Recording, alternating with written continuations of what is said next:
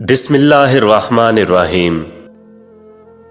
اگر لوگ تم سے متاثر ہو رہے ہیں تو اس میں تکبر نہ کرو، بلکہ شکر ادا کرو اس رب کا جس نے تمہارے عیب چھپا کر تمہیں لوگوں میں معزز بنا رکھا ہے۔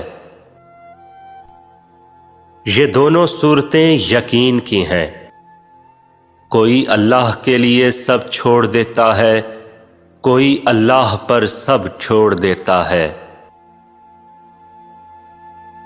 نصیحت کیجئے مگر شرمندہ نہ کیجئے، مقصد دستک دینا ہوتا ہے، دروازہ توڑنا نہیں۔ گفتگو کے لیے انسان منہ اپنا کھولتا ہے، لیکن تربیت اس کے بڑوں کی بولتی ہے۔